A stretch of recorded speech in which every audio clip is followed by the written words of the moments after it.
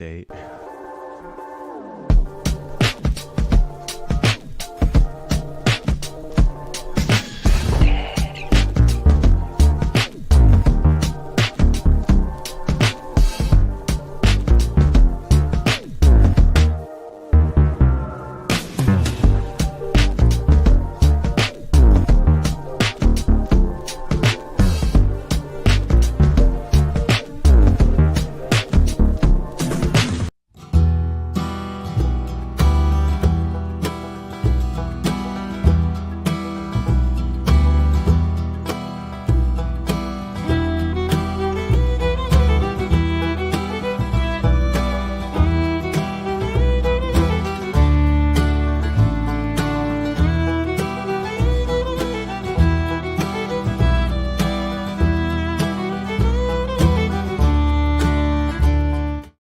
Greetings, fellow travelers. Welcome on in. This is the 166th level of the RPG Cave. I'm one of your hosts, the level 199 human Dark Lord, Ryan Turford, and I'm joined, as always, and for the final time in 2024, by the level 199 Elf Battle Alchemist, Dr. Garret Bland. How's it going, Garret?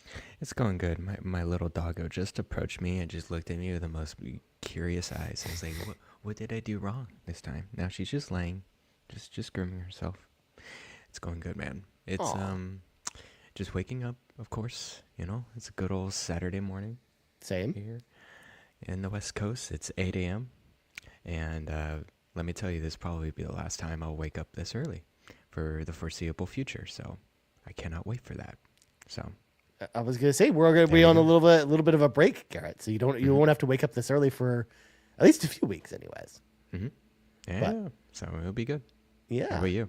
Yeah, I woke up a little bit late today too because I picked up a terrible habit this week, Garret, of just staying up super late this week, and then Gaming will do that to you, and then just sleeping until like noon or one in the afternoon, depending on if I actually go to the office or not. So when I woke up this morning, I was like, oh no, I kind of foresaw as of last night, I was like, oh, this is gonna be rough, kind of waking up early again. Yeah. But at the same time, I think it encourages me to be like, you know what? I want to kind of keep this going and try and keep waking up at this time. Because it's not early for me here. It's unlike the West Coast. It's like, 11 o'clock in the morning right now. I'm trying to push you just a little bit on the normal time. A little bit. Just a little bit. Not too much. Yeah, just getting me a little bit close to normie status instead of, being, the weird person who sleeps in all day.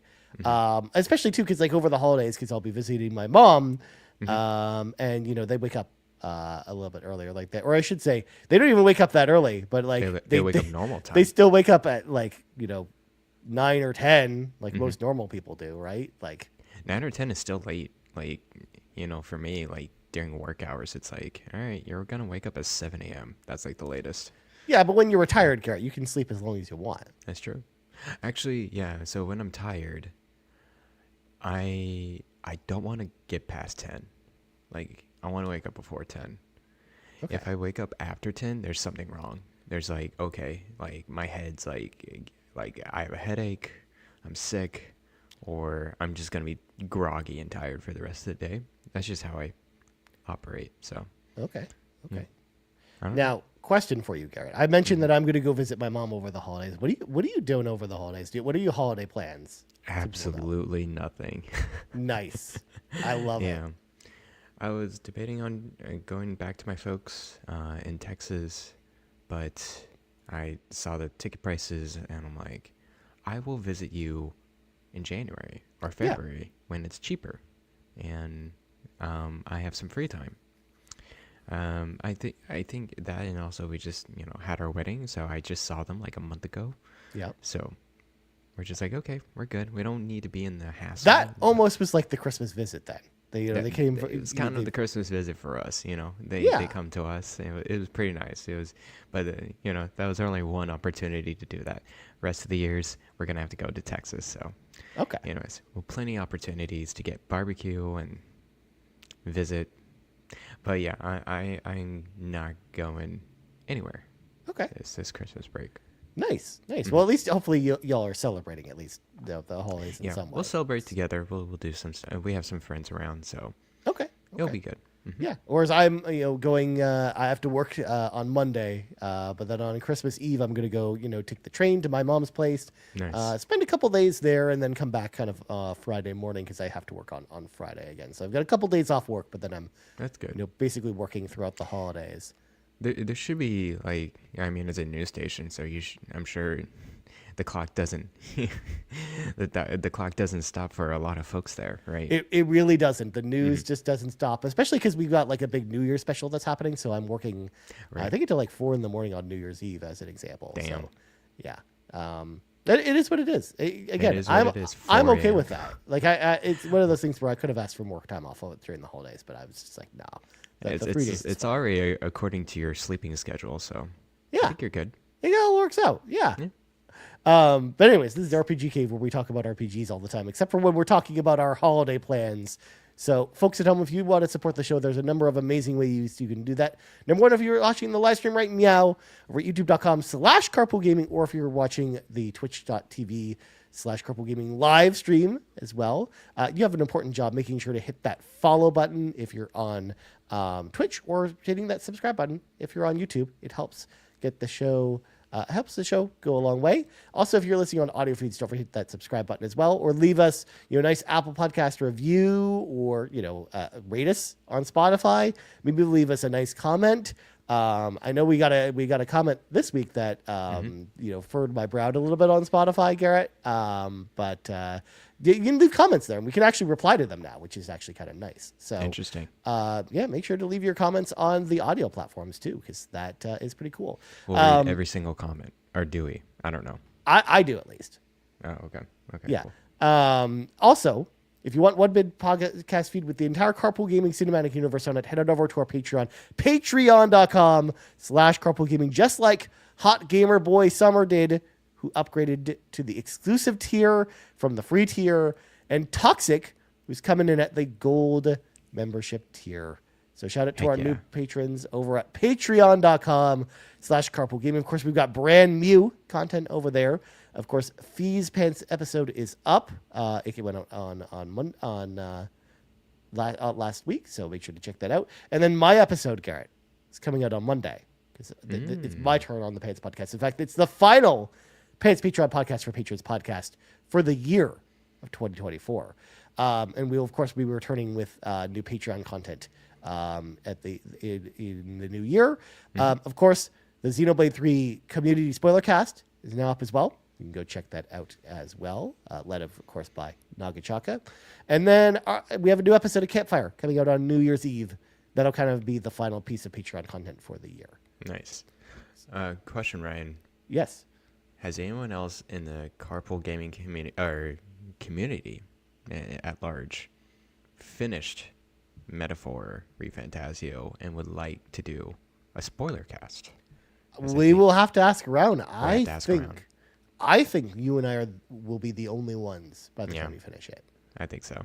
Yeah. Don't get me wrong. I think people in the community finished it. But and we'll get to that, because some of the people who wrote in today mentioned they finished it. Okay. Sounds good. Yeah. We'll have to find out. We would love to hear from people if people are interested. Also, we recorded our Game of the Year episode. Of course, our podcast feeds won't be abandoned during our break. So, of course, our Game of the Year episode happened. It will be out on the audio feeds starting on Monday on Patreon. And then, of course, if you're not a Patreon member, Christmas Day, it'll be on all the podcast feeds. So make sure to check it out. It's only 6.5 hours long, Garrett. Only. It's not that long. It's fine. That's a trip. That's a car ride. Yeah. Also, I didn't mention it here, but we mentioned it last week that, of course, RPG Cave and all Carpool Gaming podcasts will be on break, basically until January 9th, when the Nintendo Drive returns. Our final show of the year is tomorrow's PlayStation Drive with myself, Fulia, Matt, and Ron. So make sure to check that show out as well. Otherwise, we're basically on break the rest of the time. But like I said before, our RPG Cave podcast feed will have a revisit of an old episode on the podcast feed next week. And then it will have Game of the Year this week. So we got you covered. We got content coming out even though we will not be doing the live shows. And last but not least, Garrett, if you're looking for the perfect holiday gift for friends, why not visit carpoolgaming.com, where Xenobabes are back, Garrett, for one last I love time it. until the end of the month, because you basically have until New Year's Eve to pick up the Xenobabe t-shirt before it's removed forever, because it's going back into the Disney vault. Yes. So make sure if you're interested. As one does.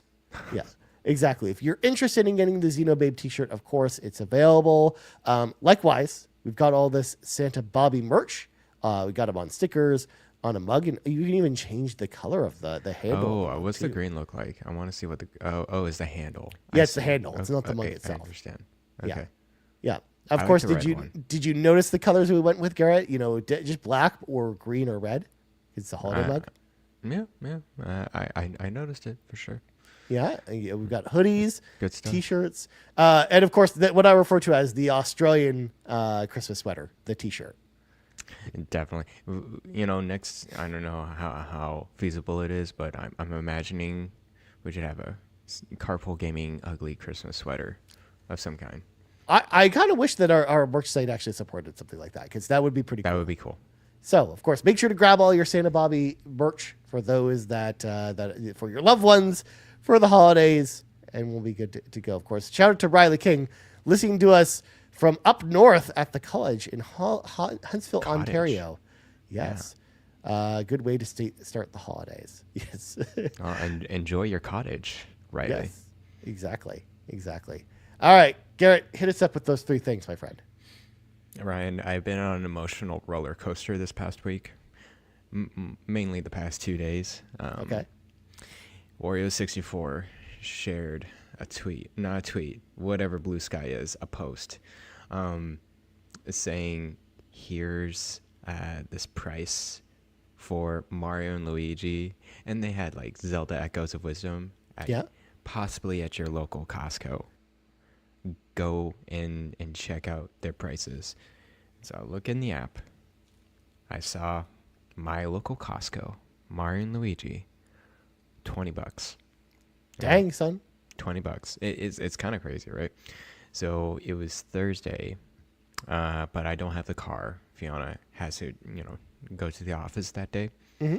And so I had to patiently wait until we go back. And so I constantly check the Costco nearby, making sure the inventory is there. Mm-hmm. Closer to the afternoon, it's out of stock over there. All right? And, because people grab it, inventory and stuff. So I checked the other Costco that's on the way back for Fiona to drive back home. There's just another Costco there. I checked that. I called them. They're like, yes, we have 12 left Oh, shit. for $20. Nice. And so she made the journey for me, went to that Costco. They ran out. No! They pulled all the cards out.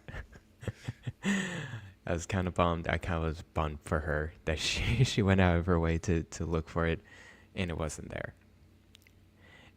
Fast forward to yesterday, on Friday morning, on my commute to the office, Fiona texted me, hey, the game that you want, it's in stock at the Costco in San Francisco, the city. Okay.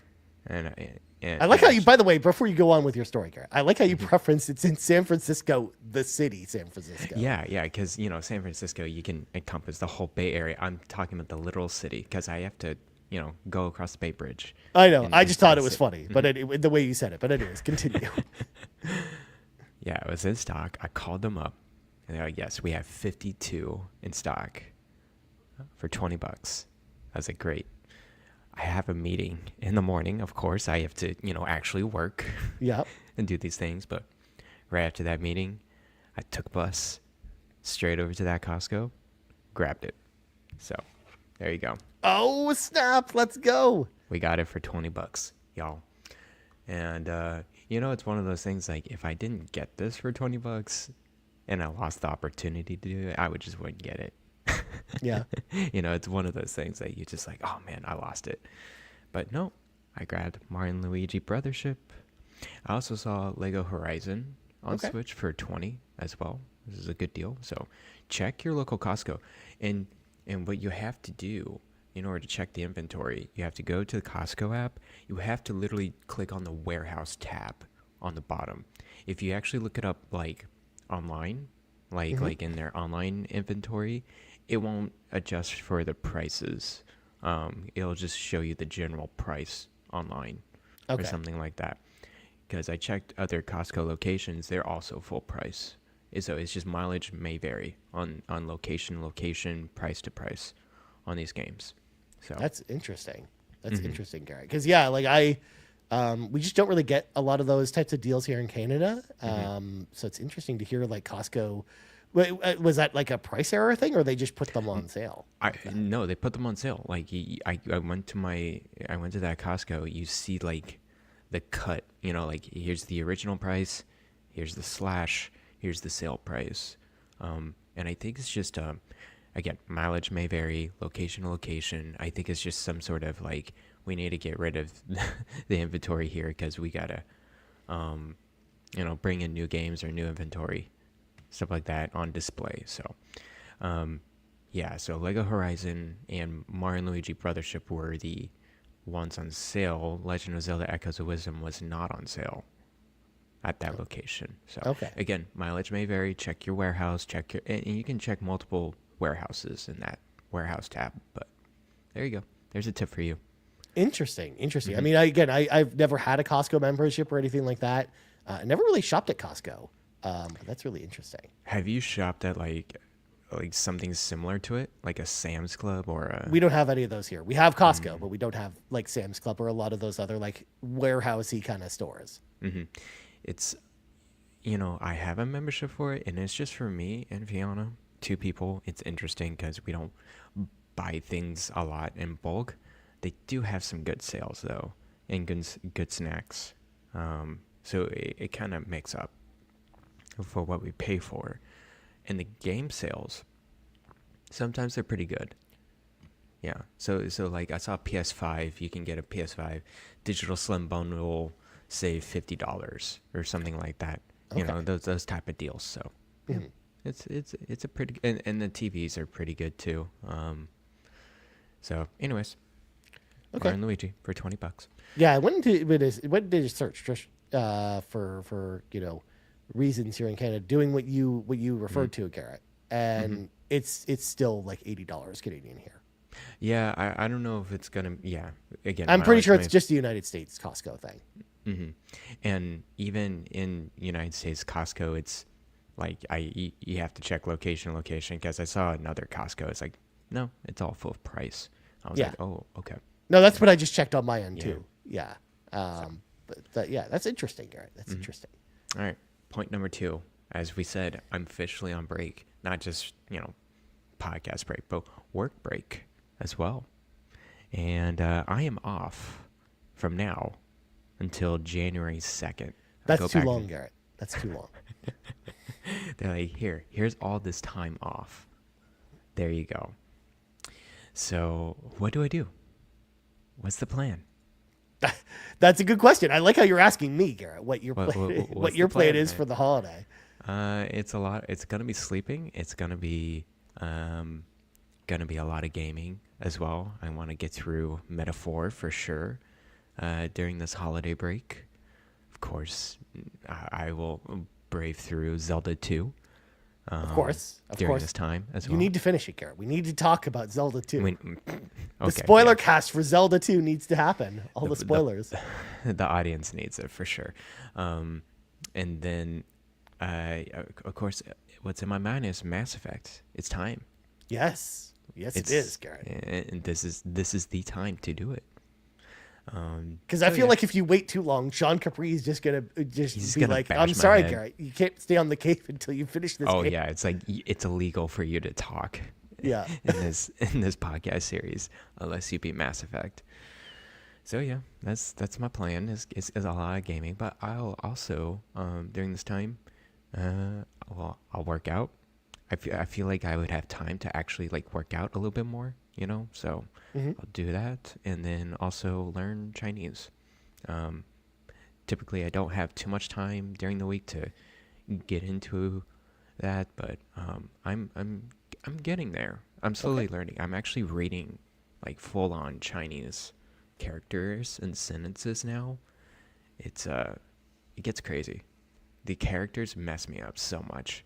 There's so many characters that are so similar. There's actually one exercise where I read the sentence and then there's some blanks, right? There's like 2 blanks in there. Yeah. And they're like, fill in the blank. Here are your 2 options for filling. And it's 2 characters that are so similar. They're like 1 squiggly line off or something like that. It's like, figure it out. I'm like, oh my goodness. It's crazy. But Yeah. Just figure it out. Figure it out, Garrett. It's fine. What's the worst that could happen? I'm getting through it. So yeah, that'll be kind of my main focuses is gaming and then Chinese learning and working out. Nice. Nice. Well, that sounds like it'll be fun, Garrett. It sounds like you're going to have a fun like holiday break, which will be nice. Yeah, it's coming good. Yes. Yeah. And then once I get back, I don't know if I told everyone this, but they announced at my company that we have to come in 4 days a week into the office. Ugh. Yeah, it's one of those deals. Yeah. So it's nice that you have the okay. break, but it's also not so nice because you're like, oh, I got to come back and actually go to the office. That sucks. Yeah, go to the office not 2 or 3 days, but 4 days a week. I'm just like, okay. We'll see how that goes. Yeah.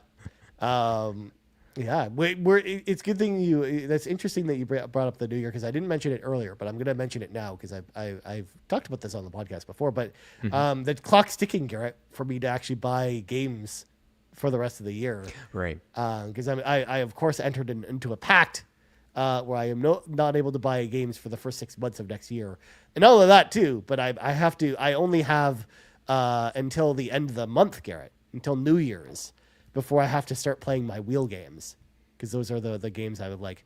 I'm contractually obligated to play, thanks of course to the money we raised over an Extra Life. So. That time is ticking away, Garrett. I need to figure out what a plan for the break too for me, but of like what games do I want to play before I am, contractually obligated to play Residents of Fate or Silent Hill 4: The Room or The Legend of Zelda: Echoes of Wisdom. Yeah. Figure it out. Figure it out. Are you gonna play? What's the Vantation? I want to. I just don't know when that's going to happen. Yeah. I like that cover art.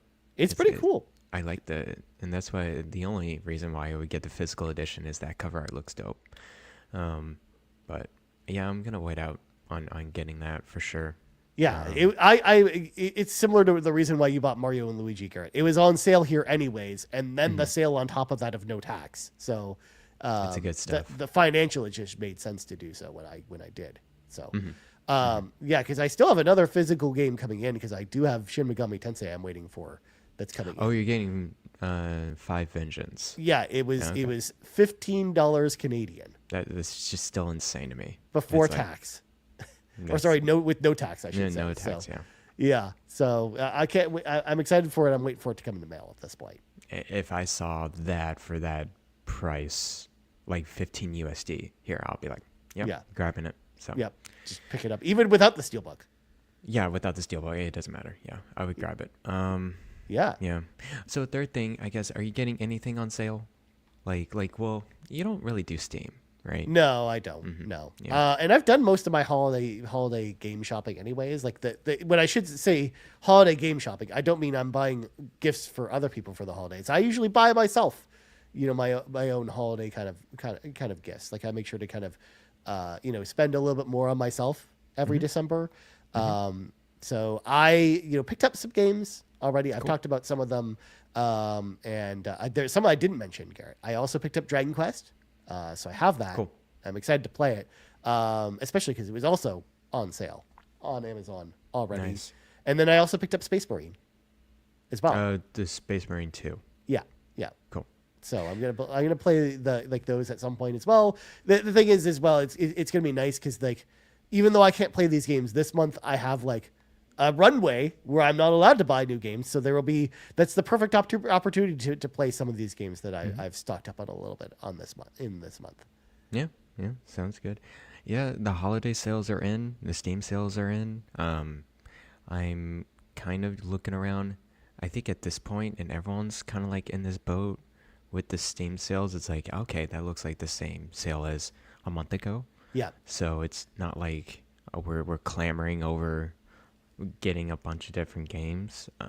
The PlayStation sale that also, because their end of year sale just went up as well, is also basically the same thing as the Black Friday sale, which is kind of like why we talked about the idea of us doing that like Cyber Monday episode after Cyber Monday, Right. because like all the sales are exactly the same now. Yeah, pretty much. So yeah, I'm kind of looking, but I'm kind of just like, I'm okay not getting anything because I have Dragon Quest 3 HD 2D as well. So I mean, I'm already stacked, like for the first until Avowed, really, in February. So yeah, I'm not too worried about I was not gonna say getting like any games on sale.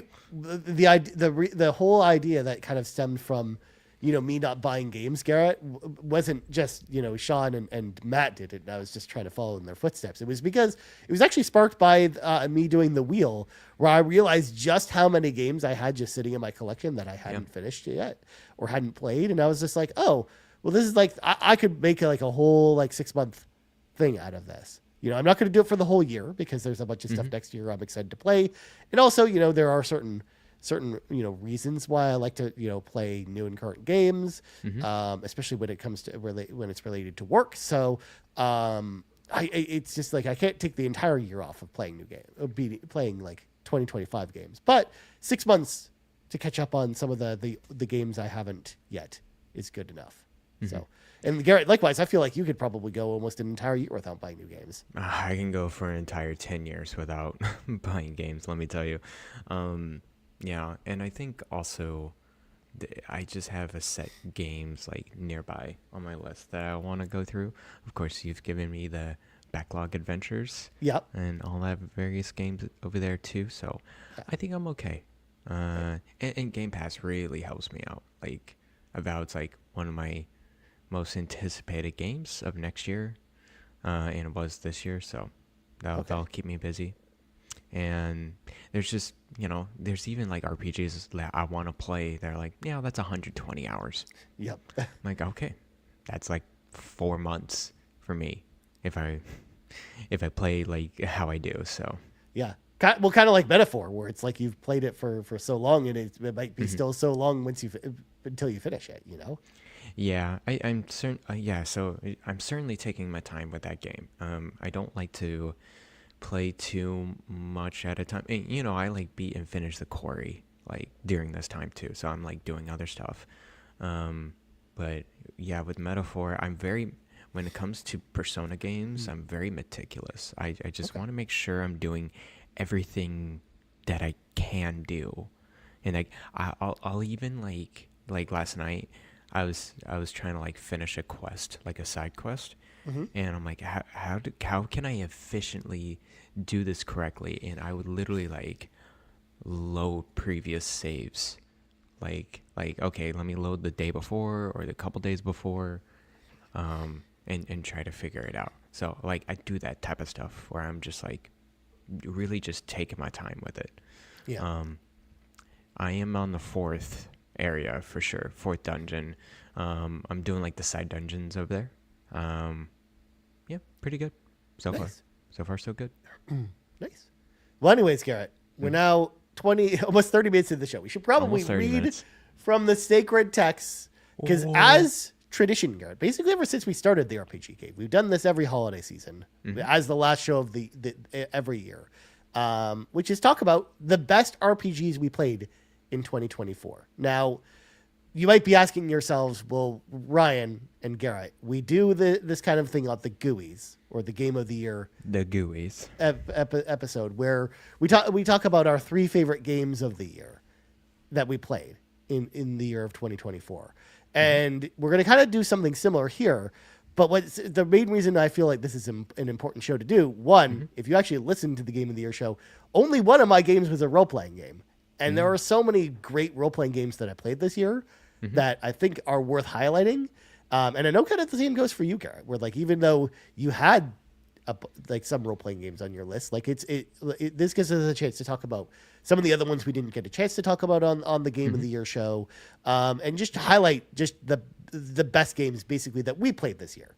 Again, these games didn't necessarily have to come out this year, just the games that we really enjoyed playing. So that's what we're going to kind of do for that today. And then, of course, when I put this out there to the community, Garrett, the NPCs went all out. They went crazy. I love it. In giving us all of their favorite games that they played this year.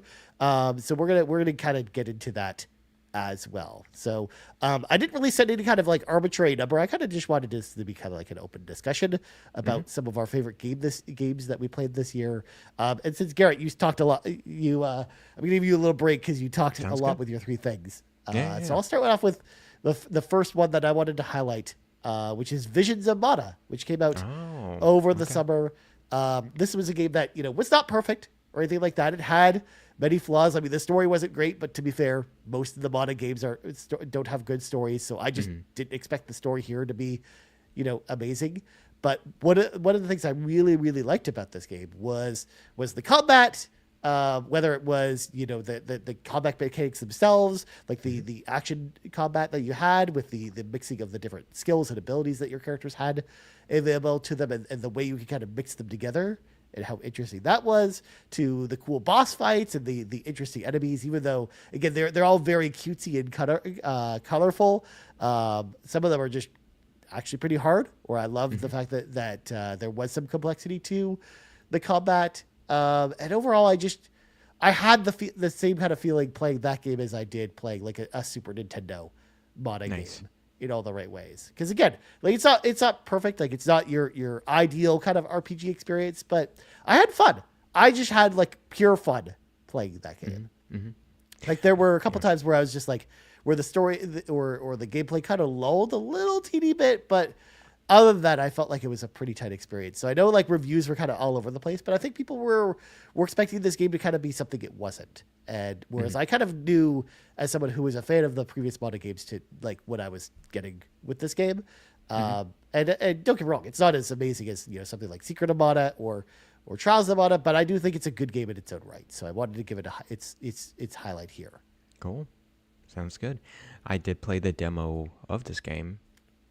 I enjoyed it for what it is. I didn't find anything like faulty or off by it, but I think, as you mentioned, there's a level of expectations with this game. Yeah, it kind of met that expectation. It didn't really like blow anyone out of the water. It didn't like shook the ground on RPGs or whatever. People knew. I feel like I hope a lot of people knew what this game was supposed to fill. Like it's supposed to be like it's just a good, light, action-oriented Japanese RPG. It has the Mana series to it. Yeah. The story is just what it is, and you just play through it and see how it goes. So I do want to play this eventually. Like it's one of those games that it's the same thing with Trials of Mana for me. It's like that's a cool podcast show type of game. Yeah, that I would like to just go through. That's exactly how I felt about it too. Like it was like the perfect kind of podcast game, or watch if I'm like watching like a Netflix series or something like that. Like just sit down on the couch and kind of relax and play a game while like listening to something else. I think it was like the perfect game for that. And visually, it looks really good. I think I like the art style of that game, and it looks like it runs really well. Yeah, it was 60 FPS if you played in the performance mode. So cool. Yeah, I think it's a solid game. Again, it's a game that I know like if people are looking for story or something are going to kind of get turned off on it, but I do think it's actually like a better game that people give it credit for. So again, I wanted to highlight that first. Since we definitely didn't get a chance to talk about that on any of our year-end wrap-up stuff. Yeah. Cool. Sounds good. All right. My first one, Garrett. All right, first RPG that I want to shout out. It's my favorite go to work commuter RPG that I've been playing on my 3DS. Mario and Luigi's Superstar Saga plus Minions Quest. Okay. All right. I'm still playing it. It's like I think I'm close to the end. of that one now, about 17 hours in or something like that. It is a very fun game. Now, granted, if I did play this, let's say like as my main game, like I mainline it, I probably would have a very different experience, a feeling of this game. The pacing is all over the place. It gets slow, it gets fast. It's like, okay, when is it gonna end? But at the same time, just chipping away at it on my commute, very satisfying, especially going through the story. I feel like this particular game does a really good job at taking the Mario and Luigi and that lore and kind of just, okay, how can we do this totally different side thing that's not about Mario, not about, I mean, it is about Mario and Peach and everything, but it's set in such a different world, with the beans and going through the various places in there. I find it very fun to go through. So I enjoy the combat quite a bit in this game. So yeah, it's a pretty satisfying experience so far. Nice. Yeah, like I never played the 3DS one. I played the GBA Mario and Luigi, the original one, but I never played the 3DS one. So that's interesting to hear about that. But yeah, I like it for those reasons. So like it's one of the reasons why I don't know. I just didn't care about Paper Mario Thousand Year Door, but I like Mario and Luigi because it's just so different from it's a really different any game. of Mario's stories. Like that's one of the things I actually liked about it as well. The characters are funny. The studio has such a dry humor to everything. It just so self-aware for what it is and made fun of Mario and Luigi. Made it really trash Luigi. Yeah, well, of course, yeah. It was pretty funny. And then I do enjoy like the super skills that are in here, the various quick time events that I have to do with those super skills. I feel like the battles can get very intense in this game, where like I'm down to the wire on my health, and these monsters, like I have to really figure out how to dodge and weave. Like it's not I would say like a baby game at all. It's like you have to pay attention going through this. So yeah, nice. It's a good game. I really enjoyed it. And the Minions quest is interesting. It's more like kind of a surface level like turn-based game with your minions, and you have to manage your minions like in your Koopalings, and it's like various stages. So like you kind of rearrange your party, and then from that party of your minions, you have to go to the next stage and the next stage, and it's a nice little side game in there. But yeah, that's it was a good one. Mario and Luigi Superstar Saga. Nice, I will finish it soon. Yes, soon. I'm excited to hear what more about it. What you think about the end of that game? Sounds good. Yeah. But of course, welcoming in Smokin Joe to the chat there. Hello, Hi, Smokin Joe. Nice. Well, the next one I want to highlight, Garrett, is one I played recently, because I played through this game recently, and it's not a new game. This is actually an old game that I replayed for the first time in a few years now. Because it's been, in fact, actually, now that I think about it, I can't remember the last time I played this game, like played through this game. Like maybe like 8 or 9 years ago was the last time I played through this game. This game, of course, I wanted to highlight is Final Fantasy V. Now available on the Pixel Remaster, of course. Nice. But of course, originally on the Super Famicom. But because and when I say Super Famicom, I mean Super Nintendo, but it didn't come out in North America until the PlayStation 1. So, yeah, like I have always really had like a soft spot for Final Fantasy V in particular. And again, like I mentioned, it's been a long time since I replayed it, but the Pixel Remasters, Garrett, having them on modern consoles has been like the perfect way to revisit the first 6 Final Fantasy games. Especially because they add like a lot of quality of life features where if you want to turn random battles off for a while, you can do that. But of course, if you do that, you're going to kind of be at the mercy of the enemies. Yeah. But you'd also like turn on extra boost to, get extra gold or extra XP and things like that. So then you can kind of like, because there are certain points, because it is an old game. And as you know about old RPGs, there's a lot of grinding in a lot of old RPGs, and this one is no exception to that rule. So I will usually find that because I know kind of where the grinding points are in that game, I'll just throw on the 4 times XP boost just so I can get through the grinding areas like very, very, very quickly. So I'm not like too overpowered, but I'm also like not underpowered and not sitting there and grinding for 20 minutes or 30 minutes. I'm just grinding for like 5 minutes with a couple battles, and then I'm kind of where I need to be at that point. And then I can just turn it off and just go back to playing the game normally. Yeah, like I really, really enjoyed going back to that game. I love the job system in particular in Final Fantasy V, where each of the characters, like as you play through the game, you'll unlock new jobs, which are classes for the characters. And then you can kind of like mix and match the different abilities between the jobs as you kind of master the jobs with each individual character. And there's like 30 of them to do. Wow. So there's a lot of jobs in this game.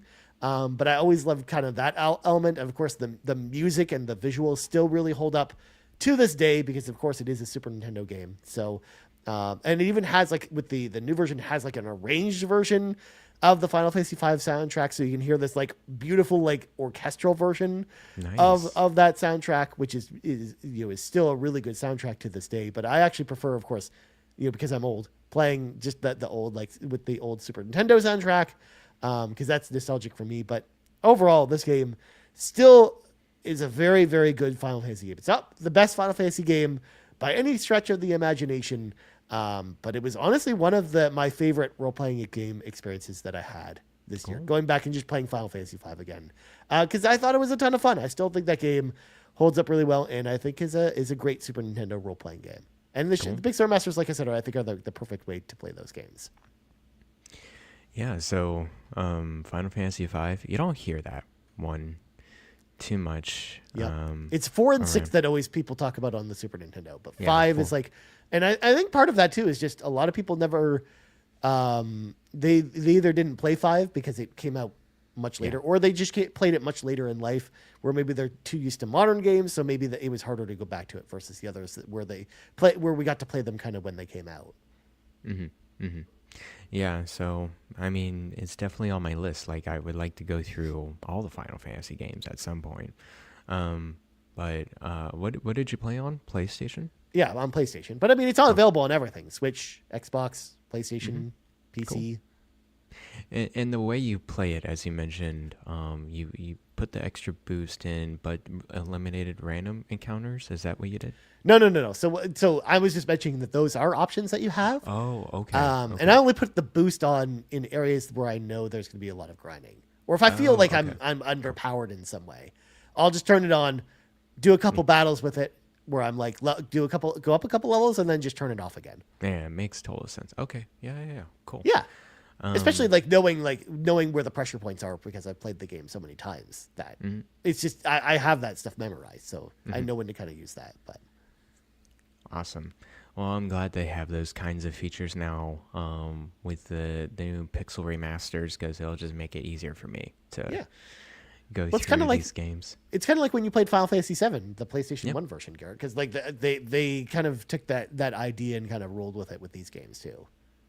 Is it the same? It's not the same people, because Final Fantasy VII was .emu, but right? Yeah, but it's still like Square just took like Square just kind of took like, oh yeah, that's kind of cool. Yeah, they kind of cherry picked like which like kind of like accessibility features worked for those games and then threw them into these ones.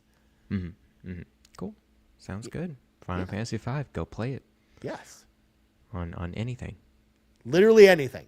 Anything. Even your mobile phone, because there's even a mobile phone version of it. Oh, I'm sure there is. Your Game Boy Advance. Yeah. Your analog pocket. Yeah. Do it. My next RPG I want to shout out is a Final Fantasy game, of course, that I beaten, Final Fantasy VII, the OG. I played it on my Switch.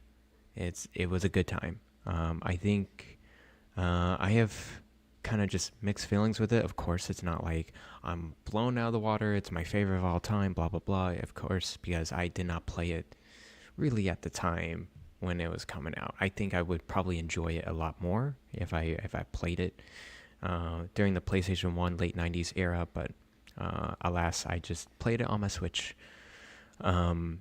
I enjoyed the story quite a bit. I think that was just kind of the main highlight of this game is the writing, the characters, and going through the adventure with Cloud and Tifa and all of them. It was a really good time. I did not really, I didn't know what the story would end up being like at the end, but I'm glad I know now. I'm glad I wasn't really spoiled too much. Yep. I know people like, oh, you're spoiling this, you're spoiling that, and I'm just like, I honestly gone through these so many years of not being spoiled by the story of Final Fantasy VII. All I knew was Cloud was there, and then Sephiroth was there. That's pretty much it. And it's only mostly because of Smash Brothers that you even knew about them, probably, anyways. Yeah, pretty much. I think I just didn't care for the what's the combat system called? The active time battle system. Active time battle was fine. I don't really care to be on a clock when I'm in. Like, if you give me a menu and you give me an option to move or something, it's like, okay, you better stop and let me think. So well, you could have just turned on the option to let you wait. Yeah. That I told you about after you finished the game. I didn't realize that. Because I didn't realize that you were struggling with that until you told me about it after you beat it, and I was like, oh, you do know there's an option in the menu to just, instead of changing it from, you can change it from active to wait. So when it goes to your menu, you can pick. Did it have it on the original version as well? Oh wow. Yeah. I guess I'm just dumb. Yeah. Always check the settings of your games, man. Always check the game settings before you start. I think that's a game changer for trying to figure these things out. Because if I had that option, I probably would have a much better time going through this game. But other than that, I didn't care for the magic system. That's in there the materia too. system.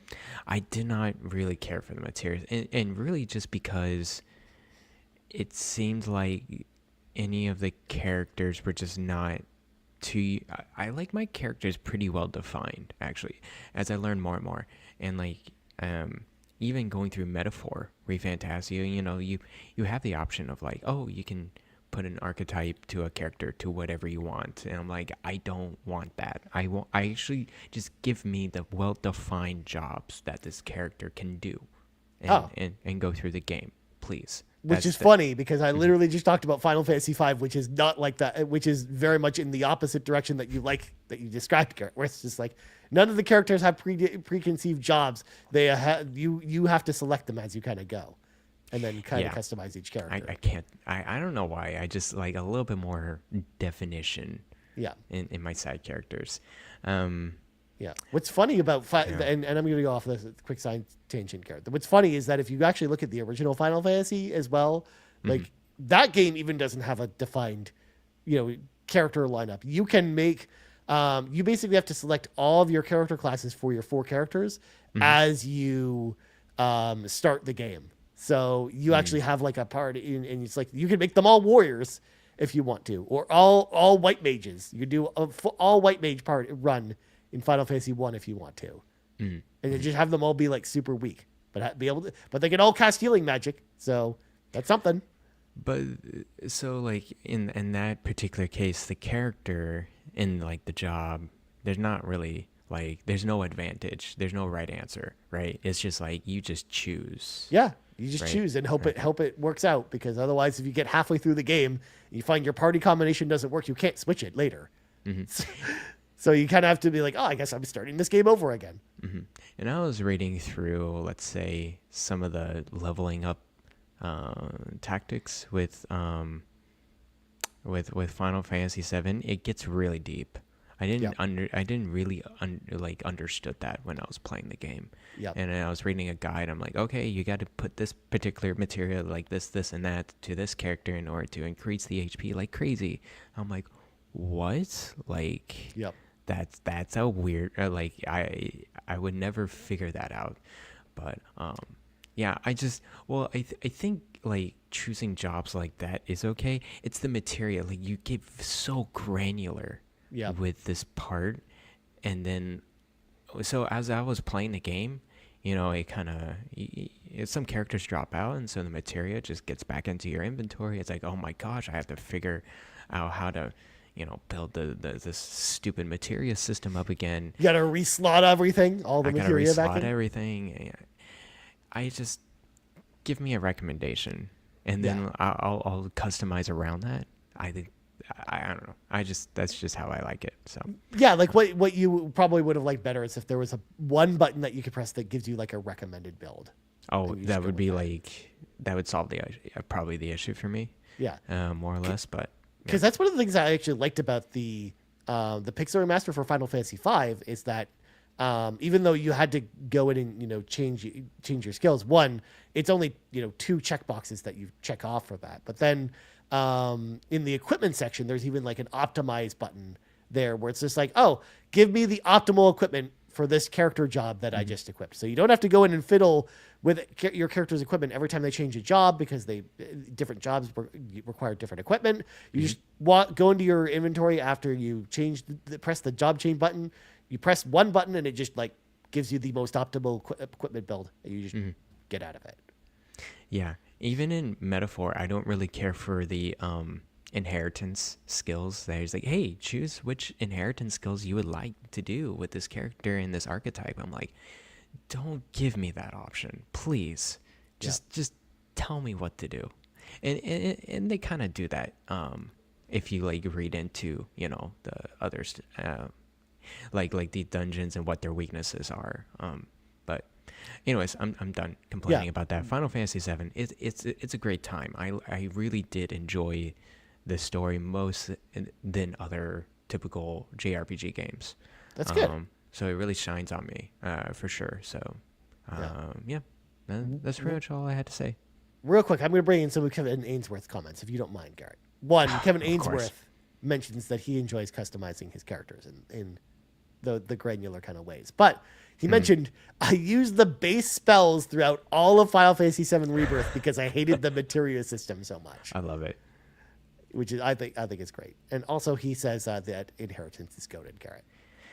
I understand that. It's just like another thing I have to worry about. That's just the thing. Like, and then of course when you in Metaphor, you have to spend to learn archetypes for a particular. It just gets a little too much for me. I'm just like, just tell me what to do at this point.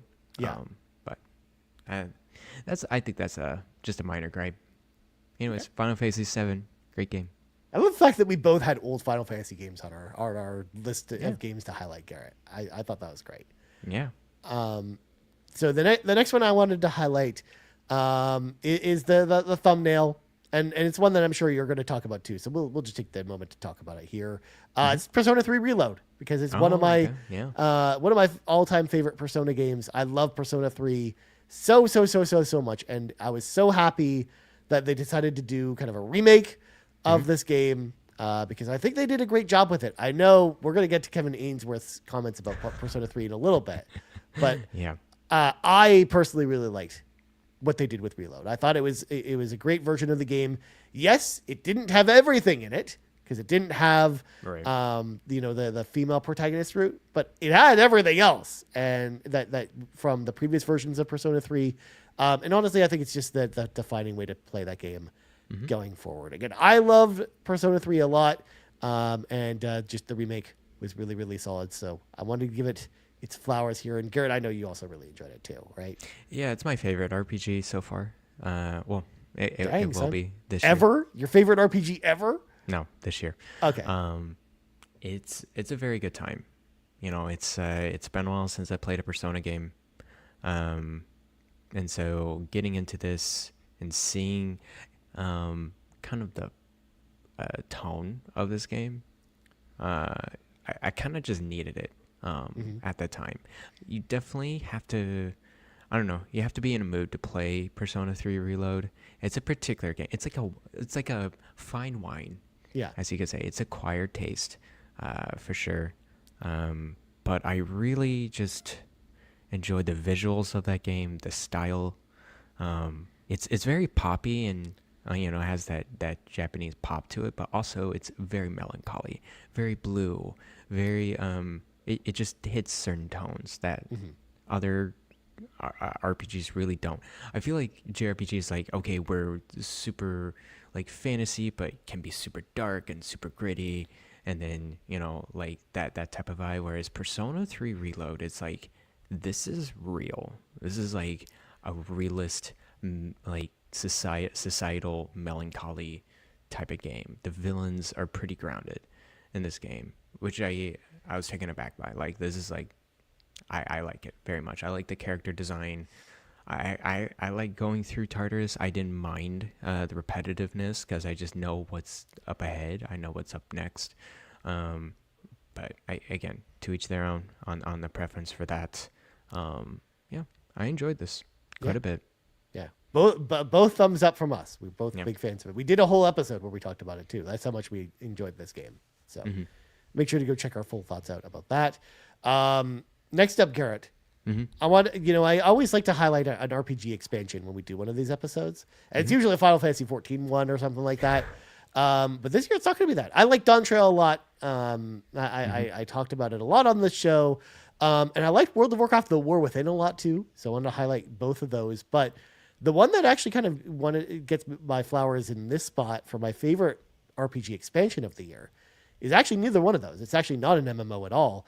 And it's one I actually played pretty recently, Garrett. It's Diablo 4 Vessel of Hatred. Oh, interesting. Okay. Because like Diablo 4 as a game, like I felt pretty hard off that game after I finished the campaign. Like I thought the campaign was, the original campaign was fine. But I just never really went back to it after the campaign ended, like to do any of the end game stuff.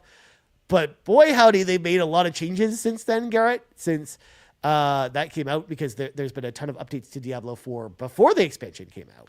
And then with this expansion, I think they hit the nail on the head with this one. Like, this expansion just felt just so finely tuned. It kind of reminded me of when Diablo 3 Reaper of Souls came out, where Diablo 3 was kind of in a similar predicament where people weren't really playing the game. There was inherent problems with the loot system in Diablo 3 as an example, especially with like the real money auction house and stuff like that, like things that make your skin crawl. But they really kind of turned it around with Reaper of Souls, and I kind of feel the same way about Vessel of Hatred, because Diablo 4, it didn't have these loot problems that I referred to, but it did have a lot of inherent, replayability problems or reasons, a lot of reasons why I wouldn't want to come back to it. But this time around, man, they did an awesome job with Vessel of Hatred. They added some cool new bosses. You go to some new locations. The Vessel of Hatred storyline, like the main campaign itself, is actually really good. And again, it kind of harkens back to the Lord of Destruction campaign a little bit from Diablo 2.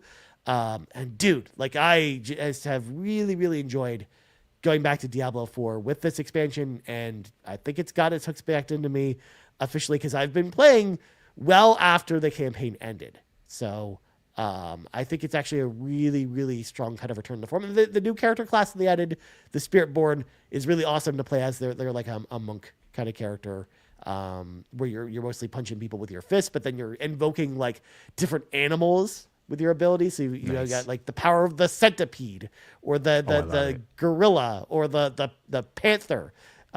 Dude, it's so cool. So I love playing as like that class in particular, because I really love the monk from Diablo 3. So it's sad when they didn't have a character like that in Diablo 4. But now that we have the Spiritborn, I'm like, yes, this is like right up my alley. Nice. I did beat through Diablo 3 with a monk. It was pretty fun. Cool. Good for you. I would like to play Diablo 4 at some point. It's just like, oh, there's so many other games. When will I have time for this one? And the nice thing is it's on Game Pass whenever you want to play it. Exactly. So it'll be on Game Pass, but also I think it's a good podcast game. It's like, okay, I'm in, like I'm watching a show, I'm watching a YouTube video or whatever. Let's boot up some Diablo 4 and just like go through it a little bit. I would like to. I love the Reaper of Souls. I love Diablo 3 quite a bit. So whenever I feel the itch of a Diablo game, I'll definitely get into it. And whenever you're feeling that like Diablo craving, that itch, that Diablo craving, ready. Yeah, and it was Diablo, the Vessel of Hatred. What's the price on that thing? Hold on, let me see. Well, it's been on sale during the holiday season, Garrett. I think it's Hmm. I think it's like only like $50 Canadian at the top price, but then when it's on sale, I think it's like 40 when I picked it up. $40 Canadian. Vessel of Hatred. Standard. I'm looking at the Xbox. Yeah. Save $10, so it would be 30 USD. So Yeah. not bad. I think it's worth it for $30 because I know some reviews mentioned that there wasn't enough content in the expansion itself, besides the stuff that they're going to be adding over time to the expansion to kind of warrant $50 American. But at $30, I think there's a lot there, especially since you already have the base game on Game Pass. Yeah.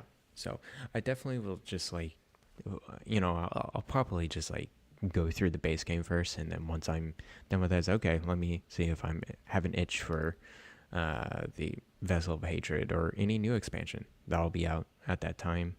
Yeah, and it looks like there's a limited time event on Xbox. Like I think you can play Diablo 4 for free. I guess if you're Like maybe it's a Xbox Online. multiplayer weekend for it or something. Yeah, maybe. Because like I said, it's in Game Pass as well.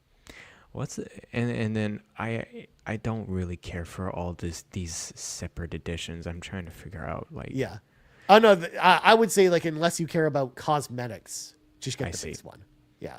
Because basically the extra editions give you either the season pass, because there's a season there are season passes for Diablo, or they give you in-game currency to spend on like the store, which I actually ended up opting for because I bought one of the Warcraft costumes, because they have a bunch of Warcraft character costumes in the store right now for your Diablo characters. So I had to buy the Sylvanas one because she's my favorite Warcraft character. And I feel like it's on sale on Xbox. I'm sure it's on sale in other places too. Yeah, it's on sale on PlayStation too. The bundle, like the base game plus the expansion, it's like for $45. I'm like, that if I didn't have Game Pass, that's a pretty sweet deal. So, Yeah. Cool. So there you go. like to Vessel play of that Hatred. sometime. Vessel of Hatred. Yeah. All right, Garrett. Next up on your list. Well, I think I want to talk about Metaphor Refantasio a little bit, just because. Yeah. I think it's good to get it out of the way now. Yeah, just get out of the way. I don't. Yeah, of course. Let's not get into spoiler territory or too much of it. Just like, what's the format of the game, kind of. And also, we've talked about it a lot on the show too. Mm-hmm. It's a very good game of what I'm enjoying so far. Again, I am still I'm not halfway into it. I'm still just deep into the game. Of course, my mind can change.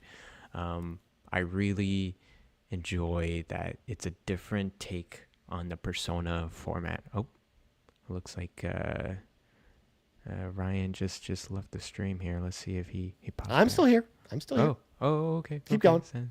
Sounds good. But basically, yeah, just taking the same format of the Persona and just setting it into a fantasy with a more of a slightly older party, and then just the tones behind this game, and I'm just trying to figure out what's going on. With the story. It's pretty interesting to hear. It's very different than a like in terms of story. It's pretty different than a Persona game. Yeah.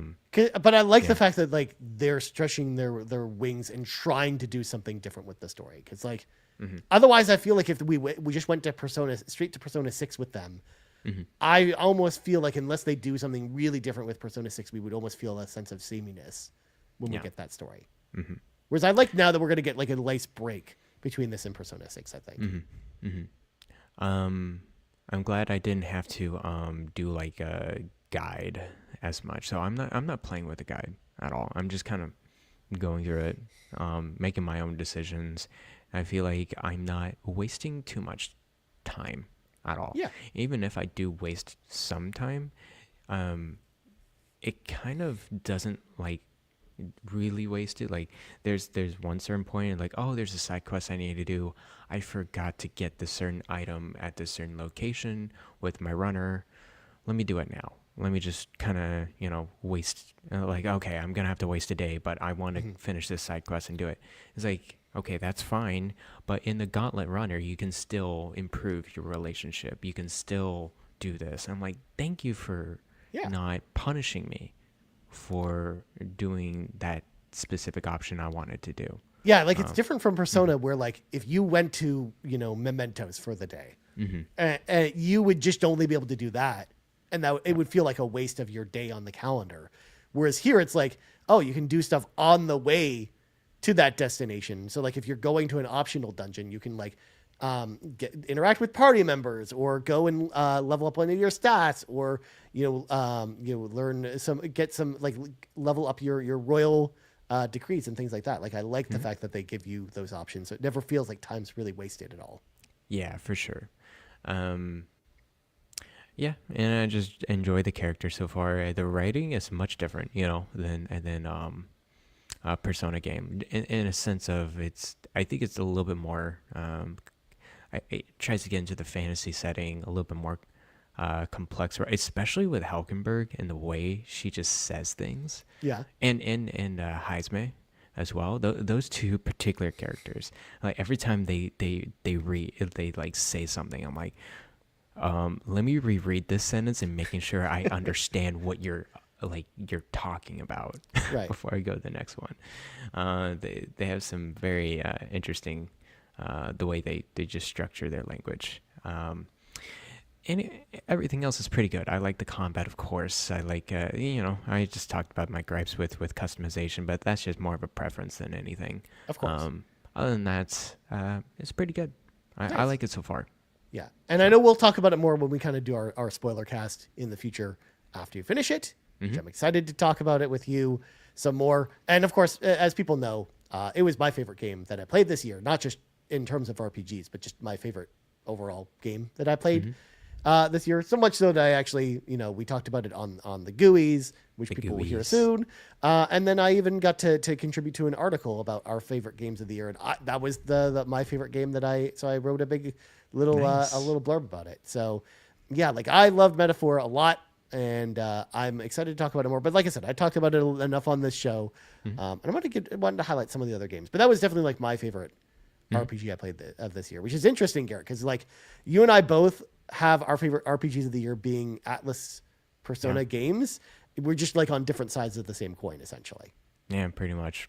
Which is funny to think about. But anyways, we've been going over an hour, Garrett. So I feel like we'll do lightning round of like honorable mentions. Anything we haven't mentioned already, just really quickly. Of course, Unicorn Overlord. I can't go any finish this conversation without at least acknowledging Unicorn Overlord, because I really really enjoyed that game. I have to give a shout out, of course, to Dragon Age: The Veilguard as well, which I actually spent like half an hour talking about on a podcast not too long ago. Nice. So definitely go back and listen to that, where I talked Garrett's ear off about that game, because I really Yes, enjoyed you that did. game. Final Fantasy VII Rebirth, as far as after I finished it, I was like, there's no way that this isn't going to be my game of the year. But then after I distanced myself from that game, Garrett, I was like, it said the negative emotions kind of set in a little bit, as far as like, the mini games and the kind of the extra bloat. And I'm like, maybe I didn't actually like that game as much as I thought I did in the moment. But it's still like a top 5 game for the year for me. It's just not my number one like I thought it was probably going to be. Shining Force CD, I played through it cool. this year, and gosh darn, Garrett, that game is so good. That game is so good. It takes all the things I loved about Shining Force 2, but then adds like a whole new kind of like technical sheen to it, and it just gives you more of that like Shining Force action that I was looking for. So those are my picks for the best RPGs that I played this year. So Garrett, hit me with your honorable mentions, my friend. Honorable mentions, of course, I've talked about Fuga, Melodies of Steel 2. That was my number 3 game over at the GUIs. Really enjoyed and really surprised how good of a game it is. It is a, think of it as party-based, on-rail, turn-based game. So like you go stage to stage in a big level. You're in this tank type of deal, and then you have to just like beat off enemies. And of course, it has a little like a timeline turn-based scale or whatever. it's overall it's a very solid game. If you want to get into this series, I highly recommend just get the double pack, like Steel 1 and 2, just because 2 is just like a straight sequel to the first one, and they're basically the same, like art style and combat and stuff like that. So might as well just get both games together, and they're on sale quite a bit on all platforms. So just check it out when you have a chance. I was very surprised about that game. It was very fun. Okay. Of course, I got to shout out Lunar, the Silver Star. Of course you did. Yes. Yes. It was a very interesting game to go through. It sure was. It sure Yes. was. We had a whole conversation about that one too. Go back and listen to that one. Had a guide with it, and there's the writing is all over the place. Yeah, it's a good game. It's a good turn-based game. Okay. I enjoyed the combat of that for sure. And then another shout out, Trials of Mana. I actually was surprised I played and beat it. Yep. Well, it is July. like it's not that long of a game. It only takes like 8 to 10 hours to finish it if you mainline it. Oh, no, it was like 20 for me. It's Okay. like, yeah, but maybe I just play games slow. I don't know. Maybe. It was a good time. I enjoyed the action, fast-paced combat, and just listening to a podcast while I beat up these baddies, these bosses.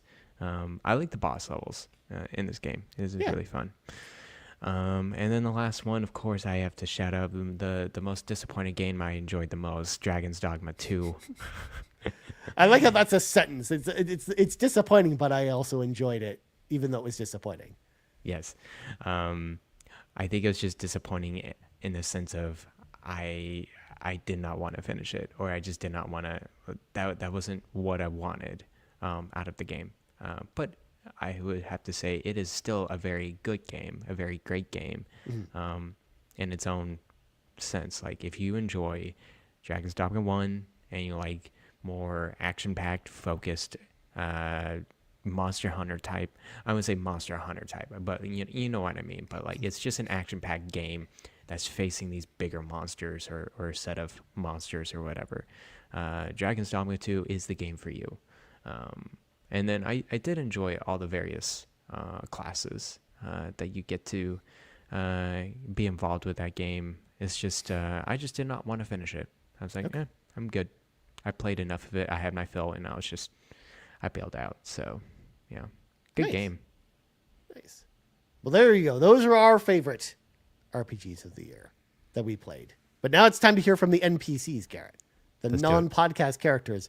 We're going to start with Kevin Ainsworth, who, of course, was in the chat earlier. I don't know if Kevin's still here. But Kevin went all out with this question, this response. So Kevin says, 2024, the year of RPGs has come to an end, and what an amazing year. I'm going to give my quote-unquote awards for the RPGs that I played, and let me know what your thoughts are on these. So, and of course, Kevin, confirming that he is still here.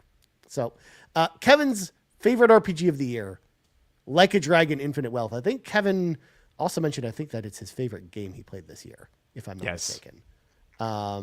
Interesting game. I know you and I just haven't really played the Like a Dragon games. So, yeah, I know people like this game. It's a game I want to like. I hear great things about that one. So, yeah, it would be nice to have some time to play it sometime. So, yeah, cool. Best multiplayer RPG goes to Grand Blue Fantasy Relink, which I didn't get a chance to play this year. It's been sitting on my PlayStation 5 basically since it came out, but I haven't actually turned it on yet. I had zero idea this was multiplayer. It is. You can play it online with other players. That's interesting. Okay, sounds good. In fact, from what I've heard, it works out a lot better than playing with the AI, because the AI kind of just stands there.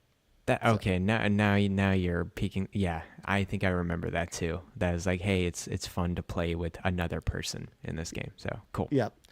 Bloat Goat. Bloat Goat. So the goat of being bloated is Final Fantasy VII Rebirth, which that makes sense. Yeah, that makes perfect sense, as I talked about. Most underrated RPG of the year, Banisher's Ghosts of New Eden. Yeah, it's not talked about a lot, so I'm glad he played all the way through it. I hear it's good. It came out in February, where all the other stuff was coming out, and that it kind of got lost in the shuffle for me too. But it's on my list of games I kind of want to play next year. So, Because I know it's not that long, Kevin was mentioning either. So I'm curious. Best, what the heck are you waiting for? Just play it already, RPG. Unicorn Overlord. Yeah, I need to play it. I People know. should play Unicorn Overlord. I think it's I great. know, Kevin. Yep. Best new waifu goes to Judith from Trails Through Daybreak. Sure. Nice. No, we haven't played that game, so I'm just going to say sure. Yeah, Japanese anime character. Cool. Awesome. The quote-unquote deserved better award was Visions of Mana, according to Kevin. Yeah. I Yeah. think a lot of people just complained a little too much about that game. It was even crazier that going along the lines of Kevin's comment here is the fact that studio literally closed the day before that game even came out. Yeah, I don't think that's the result of the criticism or response. No, they clearly they must have had were planning Had to a do this deal. beforehand. Yeah. The biggest quote unquote difficulty spikes keeping it from game of the year status. Metaphor Refantasio. It does have some serious difficulty spikes. Does that happen later in the game? I guess. It sure does. Okay, crap. All right. Yeah, I did kind of warn you about it before too, but yes, Yeah. it is a thing. I mean, I'm hearing the difficulty spikes. We'll see how I handle them. Yeah, just be prepared that after a certain point in the game, it'll just be a little bit more difficult. But Okay. Sounds yeah, good. and to be fair, Kevin also points out a lot of them are the end game side quests, which I see. they're side quests, and you don't have to do them if you don't want to. Mm-hmm. But yeah, because I made sure to do them, and I was like, yeah, some of these are pretty difficult. So next up, best, you bought this right before they announced a re-release, Ease 10 Nordics. Garrett, have you been following what's been happening with Ease 10? I shared the article in the RPG cave. Like, what are they doing over there? Tag Kevin Zane's where it is a you better rebuy this now.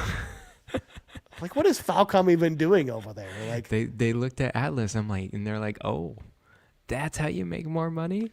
You just yeah, but they don't announce that 2 months after the game comes out. That's true. That is a little too quick. I mean, don't get me wrong. They announced this for Japan, and Ease 10 has been out longer in Japan, but I think it only came out earlier this year in Japan.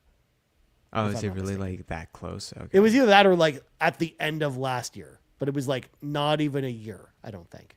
So let me look into this. Is it just like it sounds like a brand new story or something like that? It's like it's kind of like Persona 3, Persona 5 Royal, where it's like the same story, but then added stuff to the story and added stuff to the game, and then new items and everything else. Like basically a reworked version of the original game is how they phrased it. Yeah, so it says, quote unquote, significantly upgraded version of the recently released East 10 Nordics, featuring a new storyline set in a new location and numerous new elements. It's called Proud Nordics. It's set to release next year in Japan. Yeah. Yeah. Wow. Okay. Sounds good. Yep. Good job, Falcom. Oh, so it got released in September 2023 in Japan. Okay. Yeah. So it was like kind of later last year, but yeah. Okay. So it was over a year. So I you know what? That makes sense for Japan for them to do that. But it also just means people in North America is just like, yeah, I don't need to buy that game now. If you're even on the fence about it. But Yeah, I absolutely. Yep. Wouldn't even think about it now. So next up, I'm Kevin sorry. said his best quote unquote "this is fine" RPG is Dragon Age: The Veilguard. I know Kevin was kind of middling on that game, so I hear a lot of people were meddling with that game. So yeah. yeah, makes sense. Final category, biggest disappointment was Persona 3 Reload. You're the outlier here.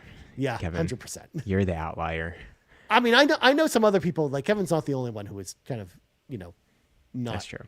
into that game, but I think a lot of people just didn't care for the Tartarus yeah, I think much so at too. all. Either way, though, interesting list from Kevin. And I like kind of Good going list. through this. I like that he kind of made his own little award show here. I thought that A was little pretty RPG award show. I like it. Cool. Yeah, It's good stuff. yeah. Well, next up, we got Ryu, who says, coming up with a top 5 was really hard for me with all that came out this year, as well as older games I played this year. But their list consists of Persona 3 Reload, Trails Through Daybreak, Shin Megami Tensei 5 Vengeance, Nice. Elden Ring, Shadow of the Erdtree, and Shin Megami Tensei 4. Nice. Interesting. That's a Lots good of list. Shin Megami Tensei. With honorable mentions, of course, Garrett, being Unicorn Overlord, Ease 10 Nordics, and Parasite Eve. Just straight to my heart for Nice. me. Good stuff. And then, of course, Drakengard 3 was Ryu's guilty pleasure game of 2024. Nice. Although nice. that game's more of like a Musou than a role-playing game anyways. Oh, really? Oh, okay. It's something. I mean, Matt is also playing it for the first time this year, Garrett, and this is what he tells me. So, And the Dragon Guard 3 is the like prequel to Nier. yeah. Okay. Yeah, it's on the PlayStation 3. It's on the PlayStation 3. Yeah. Yeah. Cool.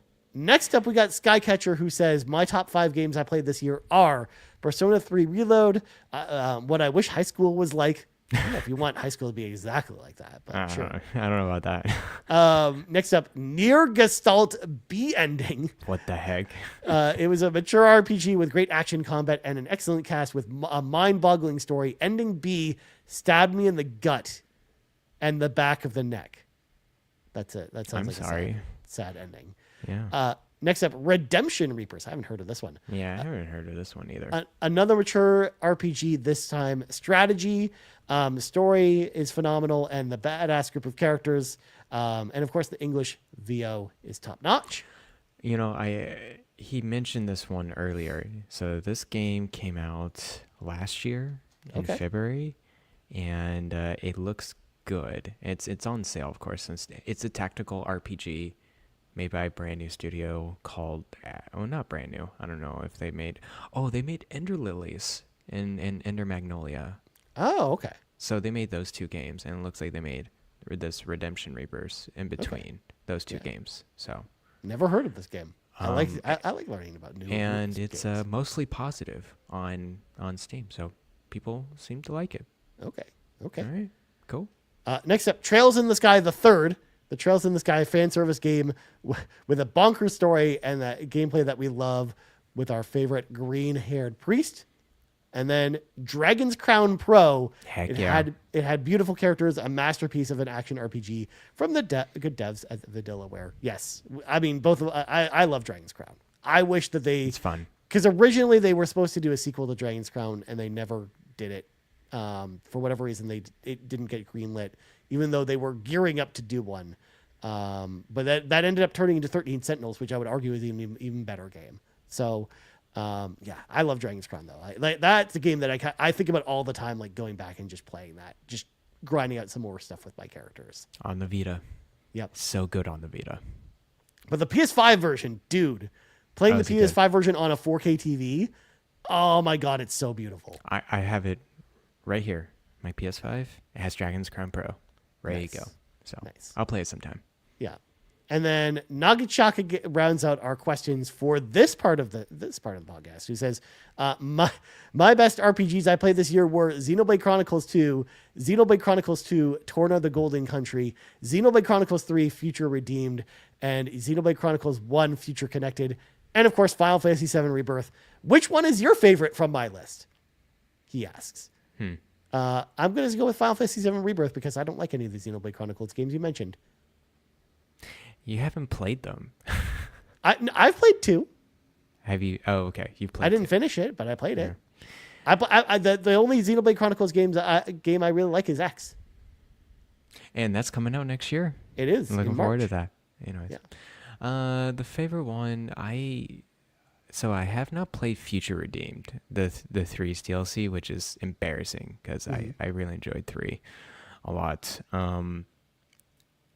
I would have to say Future, the Xenoblade Chronicles 1 Future Connected. I don't think people really care for that one too much, but I did enjoy the connection of that story and the characters to the future games that came out.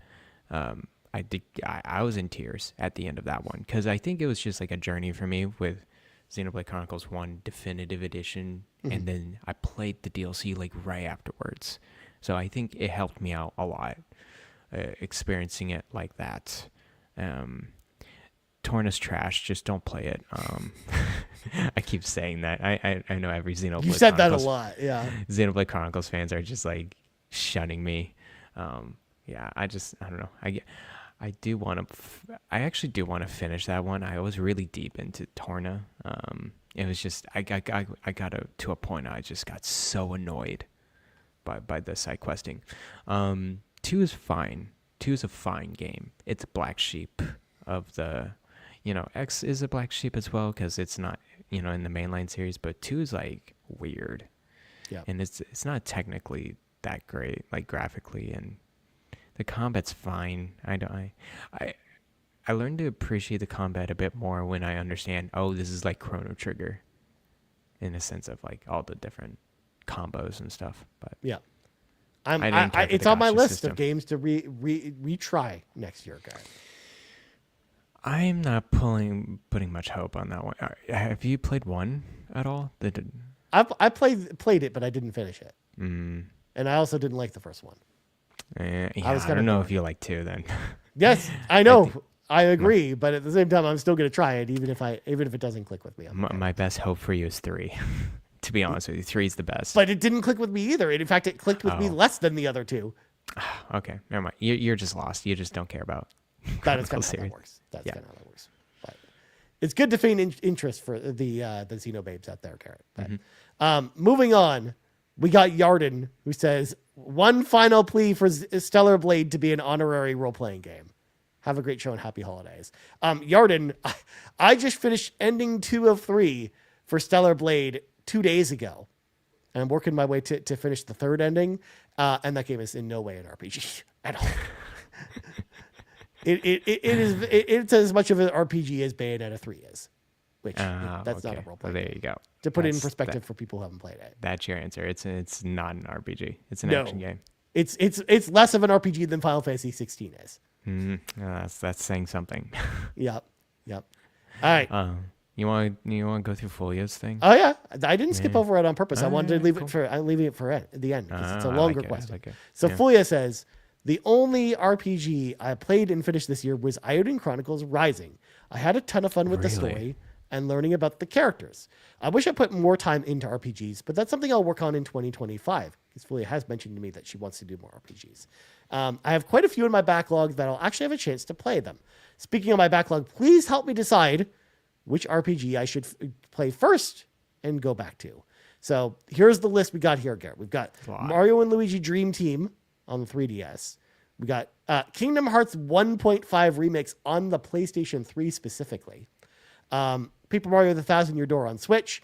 Dragon Age The Veilguard, Mass Effect Legendary Edition, Unicorn Overlord, Iodine Chronicles 100 Heroes, and Hogwarts Legacy, which I know Fulia mentioned that she was playing and got to a part where there were spiders and she couldn't keep playing because there were spiders. Oh, okay. There's a lot more spiders, by the way, so I just wouldn't play that game. Yeah. Yeah. So what do we recommend for Fulia here? Because I think there's a couple really good options because I've heard her talk about Paper Mario before. And I feel like if she went back to that, she would be like forcing herself to play that game.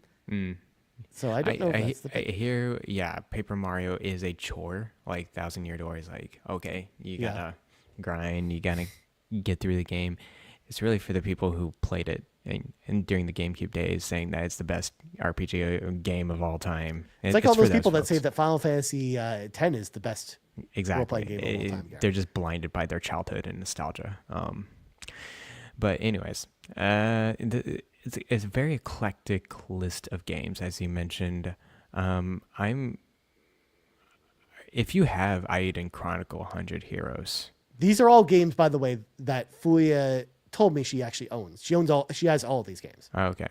If you have that one and you've played Iodine Chronicles Rising, I think just try out 100 Heroes, see if you like it. It's a much different game, from my understanding, than Rising, but you're in the same setting, the same lore, same characters, or similar characters. I don't know. I would try that out if I were you. Yeah, because I know it didn't get like amazing reviews, but I also feel like you're right. Where if she liked Rising, she probably will actually like 100 Heroes, even though they're very different gameplay styles. Because again, like Rising's like an action RPG, whereas that is like more of like it's a turn-based role-playing game. It's trying to be like Suikoden. Whereas for Fulia, I know that Fulia is more into action RPGs than turn-based RPGs. Okay. So when I know, with knowing that information, Garrett, the two that jump out at me immediately on this list are either Dragon Age: The Veilguard or Mass Effect Legendary Edition, because I just feel like knowing Fulia with like podcasting with her the whole time, I feel like those are the two she would actually probably enjoy the most. So Yeah. Okay. Sounds good. And I think Dragon Age is probably the most up her alley because she likes Final Fantasy 16, and of all these games, it's definitely the one that plays the most like Final Fantasy 16. And I know she's played it a little bit and kind of and enjoyed it, but it isn't too far into it. So I would say either that or Mass Effect, because like I think as much as Fulia has mentioned she doesn't love shooting in games, that's one of those games that is not like your typical third-person shooter. It is more of an RPG than your typical third-person shooters, and it goes at a slower pace than something like Call of Duty or something like that, which I think is more probably up Fulia's alley. So I would say one of those two is probably the one I would recommend. I mean, but obviously I have a soft spot for Unicorn Overlord and 100 Heroes as well. So I would say between those. Yeah. Okay, that sounds good. I think maybe Mass Effect Legendary Edition. Dragon Age: The Veilguard, at least for me, my reason not like going into that game at all is like I need to play Dragon Age 2. I need to play Dragon Age. What's the third one? Inquisition. Dragon Age Inquisition. Yeah. Kingdom Hearts is an interesting one. Like if you're really into Disney, like really, Fulia is really into Disney. That is the thing. Kingdom Hearts 1.5 Remix is like the game for you because it's an action RPG. You go through all the different stages, Disney characters. I don't know. You'll have a good time. All the Final Fantasy references will fly over Fulia's head, but she'll get all the Disney references for sure. Yeah, all the Disney characters, and I think it'll be a good. And it's not like terribly hard. It's like one of those like you just kind of do a hack and slash type of deal. Yeah, so. It does have a lot of like old school PS2 action RPG kind of jank to it, though. It does have jank. So you just be aware that it's definitely not the most like 2020 like modern. It's not optimized. It feel honestly, I think it feels clunky to play. Yeah, it's gonna be feeling clunky to play. But hey, if you're fine with that and you love Disney, it's like you're gonna have a. That was the reason why I didn't pick it, because I know Fulia likes Disney, but I also just know that I think for someone who's gonna play those games for the first time in 2024, I think it's hard to go back to those games. But that's just me. Unless you grew up with them. I think if you grew up with them, similar to what we talked about with like Final Fantasy X or something like that, like I think you're probably much more into them than someone who's playing them for the first time this year. But cool.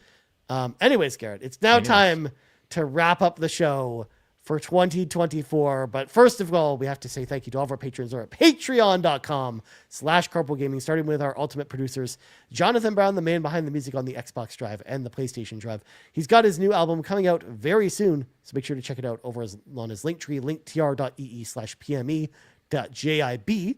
Cwagmire, who humbly reminds you that the best babes are in fact Xenobabes, and TechMike, who says whether you're Kevesi or Agnian, you're a Xenobabe at heart. Links to all of our ultimate producers can always be found in the description of our podcast. Our platinum producers, Smokin Joe, Solo, the Captain, and Tim Paullin, and our gold members, Adam K, Anna, Awesome Dave 1337, Brad Moore, Brian Reese, Cecily Carrozza, Dan and Luma, Dannohh, Emily O'Kelly, John 32, Ligerwoods 330, OldMrFrump, Patrice Mallette, Peje, Shane Erickson, TheDonRob, the Jiggy Collector, and Toxic, our newest gold members. Huge thank you all once again to all of our patrons over at patreon.com/carpoolgaming. If you want to head on over there and hop in the car with us, choose the tier that's right for you. And now Garrett plugs go for the final time in 2024. You can follow me at Blue Sky, at Blind Explosion. I am looking up a Redemption right now, Reapers, on the Steam store, and I am definitely gonna put it on that wish list right now. When I typed in Redemption, of course, the first thing is Red Dead Redemption, and not the movie The Raid Redemption. Yeah, of course. The Steam store will have The Raid Redemption. They have movies on the Steam store. I don't know if you knew this. I did not know that. Yeah. Interesting. Yeah. I have something in my cart. What's in my cart? Right now. It could be anything. I got the Borderlands collection Pandora's box that gives me everything, Okay. or the rest of the stuff that I need. I was gonna say, because don't you have most of the stuff already for Borderlands? Yeah, I don't have all the DLC for Borderlands 3, and there's just some DLC for Borderlands 2 I don't have, Okay. like the the extra stuff that was after the season pass, those kinds of things, and then also I don't have the new Tales from the Borderlands game Okay. either. I heard that game's terrible, but I heard it's, you may I as well heard get it's it. terrible too, but I don't know. I'm a sucker for Borderlands, so I may get that, may not. We'll see. And then you can find me on Discord. I read every single one of your messages. I see you. Also, I've been seeing Ryu playing a lot of Neon White on Steam, Yep. so good for you playing Neon Whites and try to outcompete Seth and Sean. Everyone added me on Friends on Steam because of Neon White. No joke. Like, it's Really? like, yeah, all right, you're going to play Neon White, right? Yeah. I'm like, sure, we'll see. Not a card game, but all Good right. God, Well, this will be the one time we talk about Neon White on this podcast, Garrett. yeah, it's gonna be every week next week. It's gonna be like or next year. It's gonna be our what was the other game that we Final Fantasy X? Oh no, it was Various Day Life from Yes, Raibo. Various Day Life, which of course Raibo didn't write in, but of course we know his favorite RPG of the year was Various Day Life. I mean, why would it be anything else? Exactly. Yeah, that's pretty much it. Have a happy holiday, y'all. 2024 was good. Yeah. Let's get into the new year, 2025. Absolutely. It's I gonna be love a good that, year. that your Texan came out a little bit there. Garrett. Yeah, a little Random bit. Texan. I was just like, I don't know what I was trying to do with that, but Yeah. there you go. As for me, you can find me on Backlogged at Ryan. Oh, backlog too. Yeah, you can Yes. follow me there.